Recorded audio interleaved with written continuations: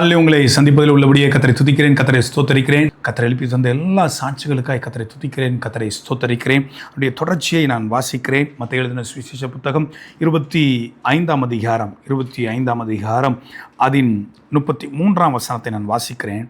செம்மறி ஆடுகளை தமது வலது பக்கத்திலும் வெள்ள ஆடுகளை தமது இடது பக்கத்திலும் நிறுத்துவார். அப்பொழுது ராஜா தமது வலது பக்கத்தில் நிற்பவர்களை பார்த்து, வாருங்கள், என் பிதாவினால் ஆசீர்வதிக்கப்பட்டவர்களே, உலகம் உண்டானது முதல் உங்களுக்காக ஆயத்தம் பண்ணப்பட்டிருக்கிற ராஜ்யத்தை சுதந்தரித்து கொள்ளுங்கள். இங்கே கத்தரின் ஆடுகளை குறித்து நேற்று நாம் பார்த்தோம். அடிச்சுவடுகளை பின்பற்றி வரக்கூடிய ஆடுகள், கத்தரை முன்பாக நிறுத்தி போகக்கூடிய ஆடுகள், கத்தருடைய சத்தத்துக்கு கவனமாக செவி கொடுக்கிற ஆடுகள். அந்த நம்ம நன்கு அறிந்திருக்கிறோம். தெய்வ பிள்ளைகளே, இன்றைக்கு நீங்களும் நானும் வலது பக்கத்தில் இருக்க போகிறோமா, இடது பக்கத்தில் நிற்க போகிறோமா? நம்முடைய பூமியின் ஜீவிதம் தான் தீர்மானிக்கும். நம்முடைய கீழ்ப்படிதல் தான் அதை தீர்மானிக்கும். நம்ம எதற்கு கீழ்ப்படியை ஒப்பு கொடுக்கிறோமோ அதற்கே அடிமைகளாக இருக்கிறோம்னு சொல்லி அப்போஸ்தலனாகிய பவுல் ரோமருக்கு எழுதின நிருபத்தில் எழுதுகிறார். இன்றைக்கு கர்த்தருடைய சத்தத்துக்கு நம்ம செவி கொடுக்கிறோமா, இல்லை வெள்ளாடை போல சுயமாய் முடிவெடுக்கிற இடத்துல இருக்கிறோமா? இன்றைக்கு நான் தயவாக சொல்லுகிறேன், இவர்கள் எல்லாரும் சபைக்குள்ள இருக்கிறாங்க. மெய்ப்பன் இதை அழகாக பிரிக்கிறார் என்று சொல்லி நேற்றைய தினத்தில் நம்ம பார்த்தோம். 32ஆம் வசனத்தில் அவர்களை பிரித்து அறிந்த ஆண்டவர். யாக்கோபு தன்னுடைய குமாரர்களை குறித்து தீர்க்கதரிசனம் சொல்லும்போது 49ஆம் அதிகாரத்தில் 12 குமாரனுடைய சுபாவங்களை பிரித்தறிக்கிற சுபாவம் உடையவர்களாக இருந்தான். தீர்க்கதரிசிகளும் ஜனங்களையும் கர்த்தருடைய பிள்ளைகளையும் பிரித்து பார்க்கக்கூடிய சுபாவம் உடையவர்களாக பழைய ஏற்பாட்டு தீர்க்கதரிசிகளும் புதிய ஏற்பாட்டு பரிசுத்தவான்களும் அப்போஸ்தலர்களும் இருந்தார்கள் என்பதை நம்ம பார்க்க முடியும். அவர்களுடைய சுபாவங்கள் இங்கே கர்த்தருடைய சத்தத்துக்கு கீழ்ப்படிவர்கள், கர்த்தருக்கு கவனமாக செவி கொடுக்கிறவங்க, கர்த்தருடைய அடிச்சுவடுகளை பின்பற்றி வருகிறவர்கள். வலது பக்கத்தில் இருக்கக்கூடிய அந்த செம்மறி ஆடுகளுடைய சுபாவங்களை நம்ம வாசிப்போமே. 35ஆம் வசனத்திலிருந்து வாசிப்போம். பசியாக இருந்தேன், எனக்கு போஜனம் கொடுத்தீர்கள். தாகமாக இருந்தேன், என் தாகத்தை தீர்த்தீர்கள். அந்நியனாக இருந்தேன், என்னை சேர்த்து கொண்டீர்கள். வஸ்திரமில்லாதிருந்தேன், எனக்கு வஸ்திரம் கொடுத்தீர்கள். வியாதியாக இருந்தேன், என்னை விசாரிக்க வந்தீர்கள். காவலில் இருந்தேன், என்னை பார்க்க வந்தீர்கள் என்பார். நல்லா புரிஞ்சுக்கோங்க. ஆண்டவர் தம்முடைய பிள்ளைகளை குறித்து சொல்லுகிறார், செம்மறி ஆடுகளை குறித்து சொல்லுகிறார். நான் பசியாக இருந்தேன், என் பசியை நீங்கள் போக்குனீங்க. நான் தாகமாக இருந்தேன், என் தாகத்தை நீங்கள் திருத்தீங்க. நான் அந்நியனாக இருந்தேன், நீங்கள் என்னை சேர்த்து கொண்டீங்க. நான் வஸ்திரம் இல்லாத இருந்தேன், எனக்கு நீங்கள் வஸ்திரத்தை கொடுத்தீங்க. என்னை நீங்கள் விசாரிச்சிங்கன்றாரு. ஆனால் ஜனங்க 37ஆம் வசனத்தில் கேட்குறாங்க. அப்பொழுது நீதிமான்கள் அவருக்கு பிரதியுத்தரமாக, ஆண்டவரே, நாங்கள் எப்போது உம்மை பசியுள்ளவர்களாக கண்டு உமக்கு போஜனம் கொடுத்தோம், எப்போது உம்மை தாகமுள்ளவராக கண்டு உம்முடைய தாகத்தை தீர்த்தோம், எப்போது உம்மை அந்நியராக கண்டு உம்மை சேர்த்து கொண்டோம், எப்போது உம்மை வஸ்திரம் இல்லாதவராக கண்டு உமக்கு வஸ்திரம் கொடுத்தோம், எப்போது உம்மை வியாதி உள்ளவர்களாகவும் காவலில் இருக்கிறவராகவும் கண்டு உம்மிடத்தில் வந்தோம் என்பார்கள். அதற்கு ராஜா 40ஆம் வசனத்தில் அழகாக போட்டிருக்கல, அதற்கு ராஜா பிரதியுத்தரமாக, மிகவும் சிறியவர்களாகிய என் சகோதரரான இவர்களில் ஒருவனுக்கு நீங்கள் எதை செய்தீர்களோ அதை எனக்கே செய்தீர்கள் என்று மெய்யாகவே உங்களுக்கு சொல்லுகிறேன் என்பார். அப்போ ஆண்டவர் பூமியில் சிறியவர்களாக எளியவர்களாக இருக்கக்கூடியவர்களுக்கு செய்வதை ஆண்டவர் தனக்காக, ஒருவேளை எளிய நிலையில் ஒடுக்கப்பட்ட நிலையில் இருக்கிற ஊழியர்கள், விசுவாச மக்கள், ஆண்டவருடைய பிள்ளைகளுக்கு நாம் கரங்களை நீட்டுகிறத கர்த்தர் கணக்கு வைக்கிறார் என்பதை நீங்கள் நானும் புரிந்து கொள்ள வேண்டும். நீங்கள் நினைக்கலாம், நான் கஷ்டப்பட்டு கொடுத்தேன், கஷ்டப்பட்டு தானே கொடுக்குறேன் அப்படின்னு சொல்லி பரலோகத்தில் பொக்கிஷம் சேர்க்குறோம். அதை நீங்கள் மறந்துடக்கூடாது. அதை நீங்களும் நானும் மறந்துடக்கூடாது. நல்ல செம்பறி ஆடுகளின் சுபாவம், நன்மை செய்யவும் தானம் தர்மம் பண்ணவும் மறவாதிருங்கள், இப்படிப்பட்ட பலிகளில் கர்த்தர் பிரியமாக இருக்கிறார் என்று சொல்லி நான் ஏற்கனவே பேசியிருக்கிறேன். லூக்கால வாசிக்கிறோம், நன்றி அறிதல் இல்லாதவர்களுக்கும் துரோகிகளுக்கும் கர்த்தர் நன்மை செய்தார் என்று சொல்லி நம்ம வாசிக்கிறோம். அவர் நமக்கு முன்பாக மாதிரியை வைத்து போயிருக்கிறார். நியாயத்தீர்ப்பு நாட்களில் இறக்கும் மேன்மை பாராட்டும். உங்களை சுற்றி இருக்கக்கூடிய மனிதர்கள் நீங்கள் எப்படி பார்க்குறீங்க? ஆபிரகாமை பார்க்க தெரிந்த நாம் ஆபிரகாம் மடியில் இருந்த லாசருவை பார்க்க மறந்து விட்டோம். ஐஸ்வர்யான் வீட்டு வாசப்படியில் பற்களை நாய்கள் நக்கக்கூடிய நிலைமையில் இருந்த அந்த லாசருவை பார்க்க மறந்து விட்டோம். நான் அடிக்கடி சொல்லுவேன், நம்முடைய கை ஓங்கி இருப்பதற்கு, நம்முடைய கைகள் பலப்பட்டிருப்பதற்கு, நாம் உயர்த்தப்பட்டிருப்பதற்கு ஒரு காரணம் உண்டு. நம்மை சுற்றி இருக்கிறவர்களை நாம் எப்படி நடத்துகிறோம் என்பதை பரலோகம் கவனிக்கிறது. நம்முடைய சகோதரர்களுடைய சிலர் எளியவர்கள் இருக்கலாம், நம்முடைய குடும்பத்துக்குள்ளே சில ஒடுக்கப்பட்டவர்கள் இருக்கலாம், சபையிலே சமுதாயத்தில் புறக்கணிக்கப்பட்டவர்கள் இருக்கலாம், சபையில எளிய நிலையில் உள்ளவர்கள் இருக்கலாம். சபைக்கே ஏன் போக வேண்டும் என்று சொல்லி வாசிக்கிறோமே எபிரேயர்லே, அன்புக்கும் நற்கிரியைகளுக்கும் நாம் ஏவப்படும்படி ஒருவர் கவனிப்போம் என்று சொல்லி எபிரேயர்ல நம்ம வாசிக்கிறோமே.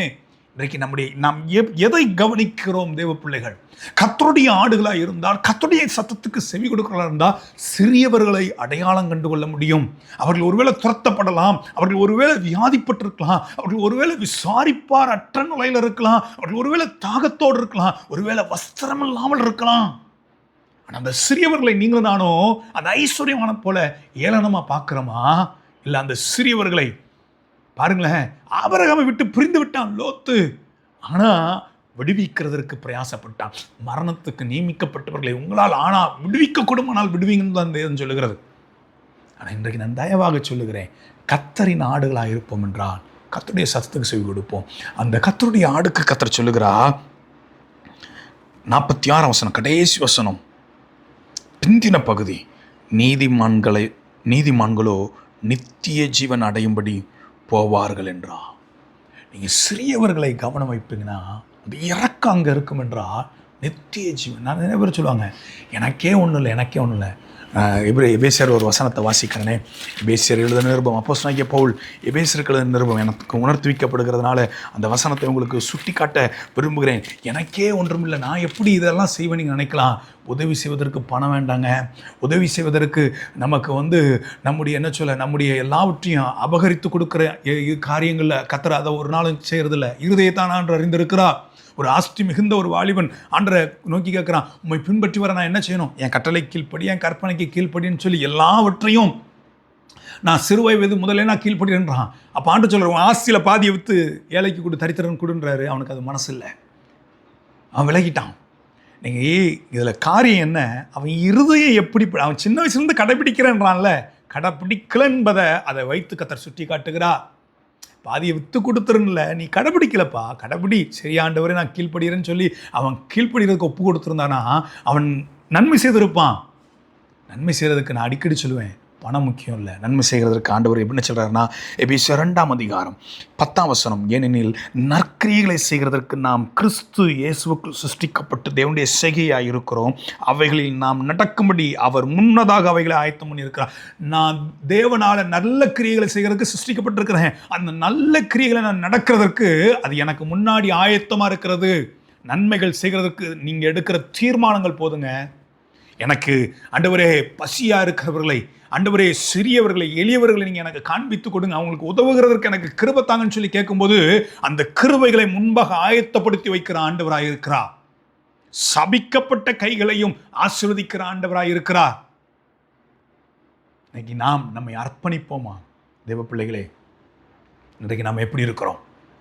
இன்னைக்கு நம்ம எப்படி இருக்கிறோம்? போவாஸ் என்று ஒரு எஜமானன் இருந்தான். நேரத்தில் ரூத்தின் புத்தகத்தில் வாசிக்கிறோம். அந்த எஜமான் வேலைக்காரர்களுக்கு கதிரை கீழே சிந்துற பிரமாணத்தை அப்படியே கீழ்ப்படுகிறான்.